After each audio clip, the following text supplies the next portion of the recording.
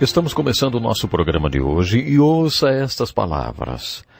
Ouçam isto, anciãos, escutem todos os habitantes do país. Já aconteceu algo assim nos seus dias? Ou nos dias dos seus antepassados? Contem aos seus filhos o que aconteceu e eles aos seus netos e os seus netos à geração seguinte. O que o gafanhoto cortador deixou, o gafanhoto peregrino comeu. O que o gafanhoto peregrino deixou, o gafanhoto devastador comeu. O que o gafanhoto devastador deixou, o gafanhoto devorador comeu. Acordem, bêbados, e chorem. Levantem-se todos vocês, bebedores de vinho. Gritem por causa do vinho novo, pois ele foi tirado dos seus lábios. Uma nação poderosa e inumerável invadiu a minha terra. Seus dentes são dentes de leão. Suas presas são de leoa. Arrasou as minhas videiras e arruinou as minhas figueiras. Arrancou-lhes a casca e derrubou-as, deixando brancos os seus galhos.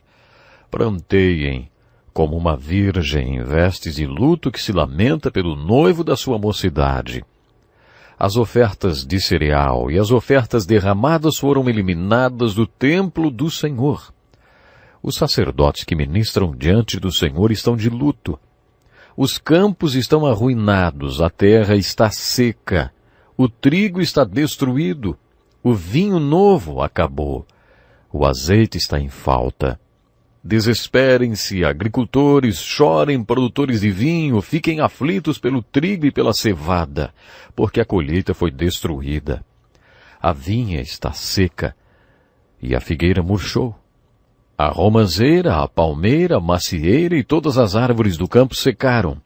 Secou-se mais ainda a alegria dos homens. Bem-vindo a mais um encontro com a palavra. Pegue a sua Bíblia, acomode-se. Estamos fazendo um estudo introdutório de toda a Bíblia e já chegamos aos profetas do Velho Testamento. No programa de hoje estudaremos o profeta Joel. Joel é o segundo profeta dos 12 últimos profetas, os chamados profetas menores. Você acabou de ouvir a introdução do livro de Joel.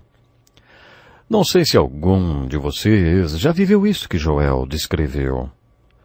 Eu já vi campos serem comidos por gafanhotos. É uma experiência horrível. É impressionante o som que eles fazem quando estão avançando sobre uma área e destruindo a vegetação.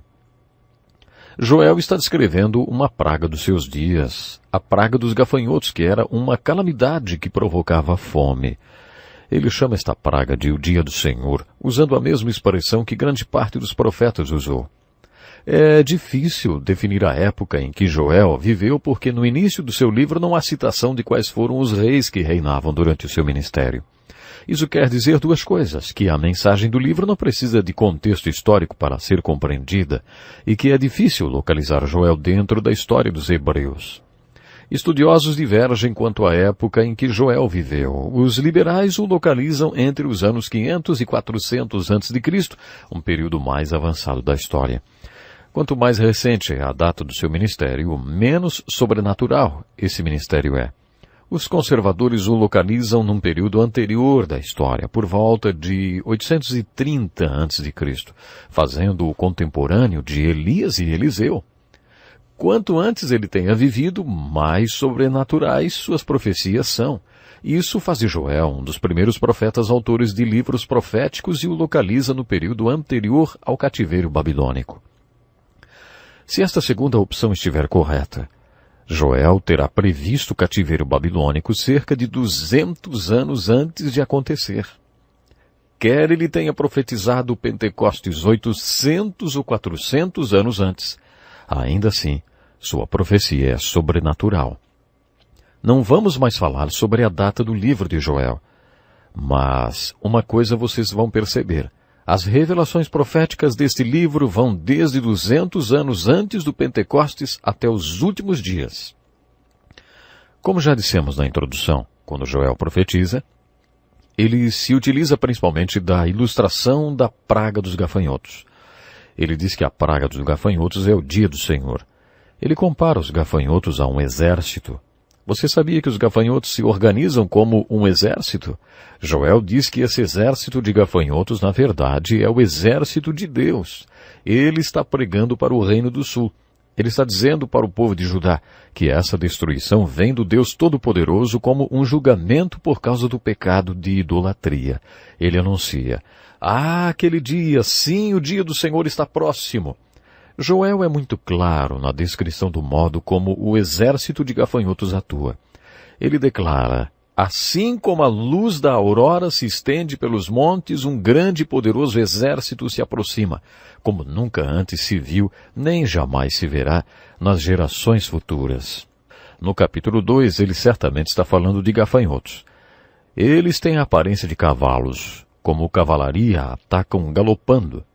Com um barulho semelhante ao de carros, saltam sobre os cumes dos montes. Essa é uma característica impressionante em uma praga de gafanhotos. E ele diz: como um fogo crepitante que consome o restolho, como um exército poderoso em posição de combate.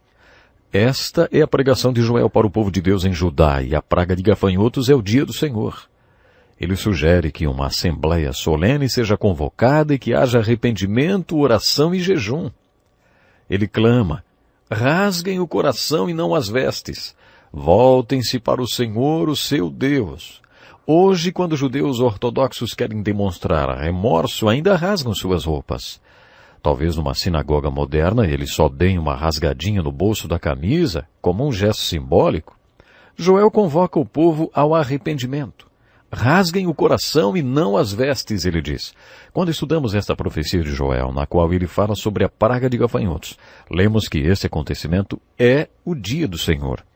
Em outro momento fica claro que ele estava falando do cativeiro babilônico que ainda viria.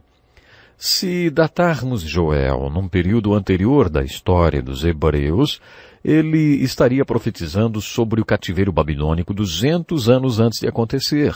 Ele diz: um grande e poderoso exército se aproxima, como nunca se viu nem jamais se verá nas gerações futuras. Diante deles o fogo devora, atrás deles arde uma chama. Diante deles a terra é como o jardim do Éden, atrás deles um deserto arrasado.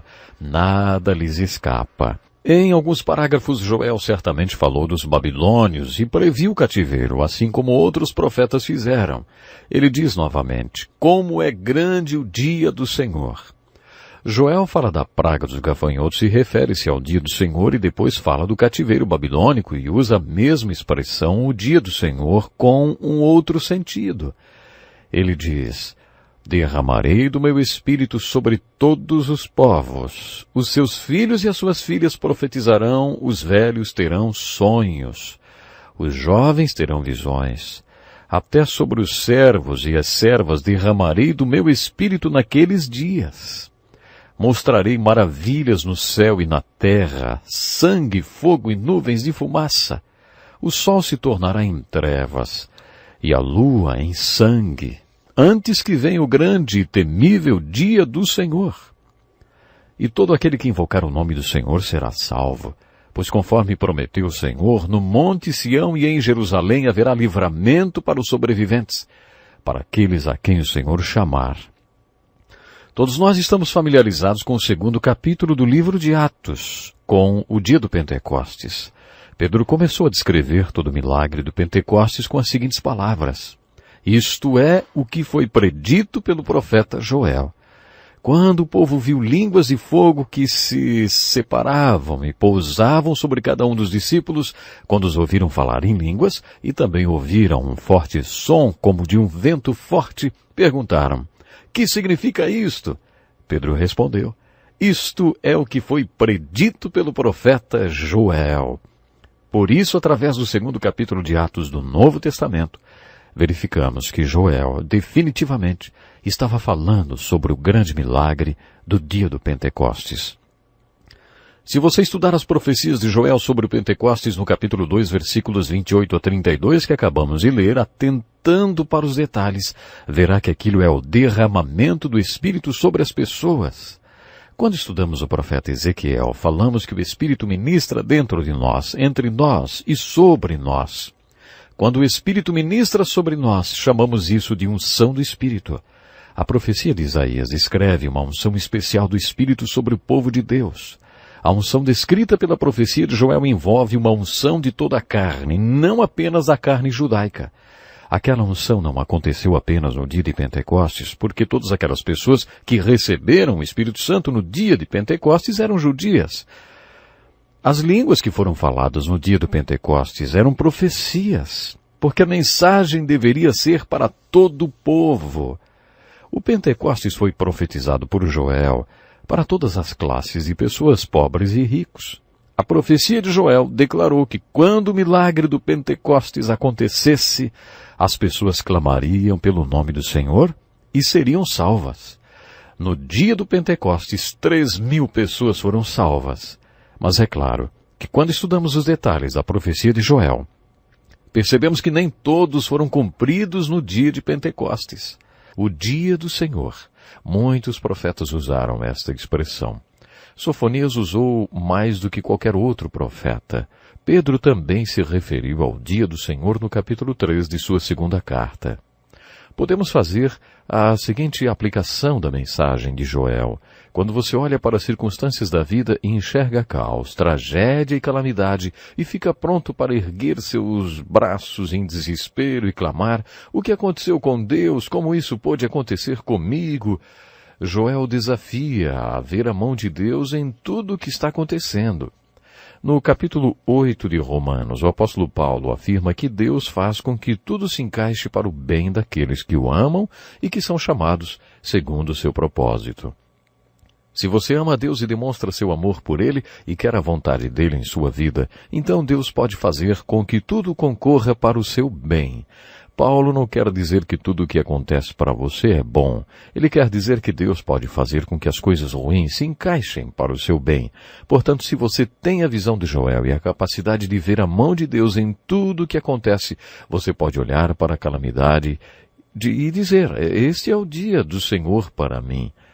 Joel podia olhar para a calamidade causada pela praga dos gafanhotos e proclamar: este é o dia do Senhor. Joel teve a visão profética do cativeiro babilônico e viu até além dele e declarou: o dia do Senhor se aproxima. Muitas pessoas têm medo do futuro e vivem no passado, porque não querem encarar o que está por vir. Com Joel aprendemos que quando você olha para o futuro, não sabe tudo o que acontecerá, mas sabe que existe alguém que o controla. O dia do Senhor está chegando e quando este futuro chegar, também será o dia do Senhor. Joel também nos fala para olharmos para o passado e enxergarmos que aquele também foi o dia do Senhor. A aplicação do livro de Joel segue um padrão. Quando você olha para o seu presente, passado e futuro, você deve ver o dia do Senhor. Provavelmente você nunca viu nenhuma praga de gafanhotos, nem experimentou nada como o cativeiro babilônico, mas também já teve suas experiências. Nenhum de nós pediu para nascer, nem podemos escolher nossos pais. Quando você olhar para as circunstâncias nas quais você veio ao mundo, quer tenham sido boas ou não, pense como Joel e aplique essa lição em sua vida. Aquele foi o dia do Senhor para mim. Meus pais, minha família, meu lugar nesse mundo, nada aconteceu por acaso. Todas essas dinâmicas da minha vida estavam dentro do plano de Deus para mim. Pode ser que olhando para a sua vida hoje você tenha inveja de outras pessoas, pensando que se você fosse como aquela pessoa, aí sim estaria tudo bem. Todos nós temos a tendência de nos comparar com outros. Paulo diz que isso não é sábio. Continuamente as Escrituras nos asseguram que somos únicos e que Deus tem um plano único para cada um de nós. Depois que Deus fez a você e a mim, Ele jogou a receita fora. Somos diferentes de todo mundo. Não existe ninguém igual a nós. É assim. Como vamos encontrar a vontade de Deus para nossas vidas se estamos nos comparando com outras pessoas? Quando o Senhor contou a Pedro como morreria, Pedro apontou para o discípulo João e perguntou: e quanto a ele? O Senhor respondeu: se eu quiser que ele permaneça vivo até que eu volte, o que lhe importa? Quanto a você, siga-me. Jesus estava dizendo: Pedro, você não tem nada a ver com os meus planos para a vida dele. Não se compare com ele, apenas siga-me. Com Joel aprendemos a receita importante de aceitarmos, sim, as circunstâncias de nossas vidas ao invés de ficarmos olhando para os outros, desejando que fôssemos como eles. Quando paramos para pensar nas circunstâncias da nossa vida, não interessa quão caótica ela esteja, exceto no caso de consequências pessoais, por causa dos nossos próprios pecados. Este é o dia do Senhor para nós.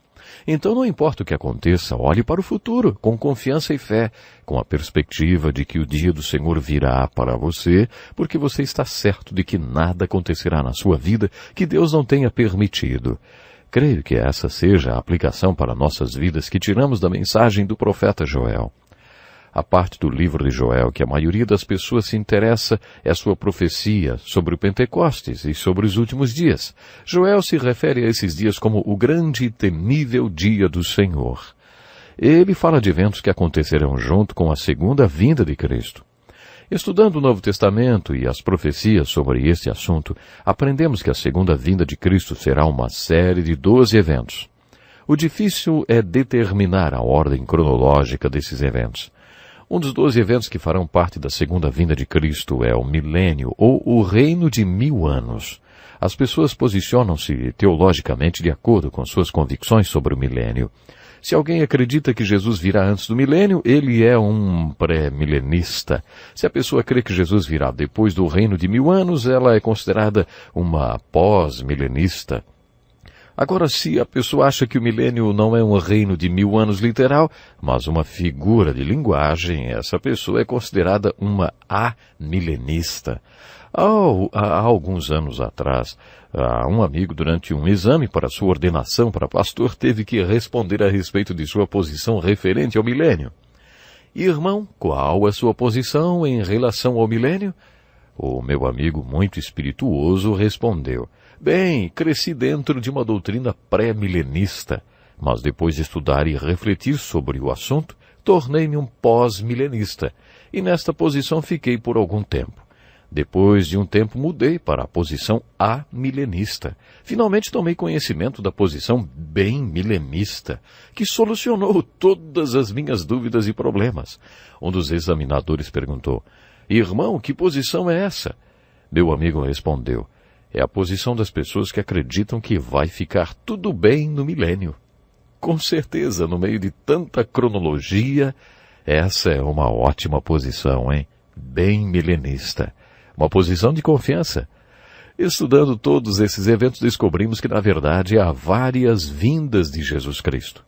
Existem aqueles que acreditam no arrebatamento da igreja. Essa seria a primeira volta de Cristo. Em 1 Tessalonicenses capítulo 4, lemos que Jesus está voltando. Ele virá para tirar sua igreja deste mundo.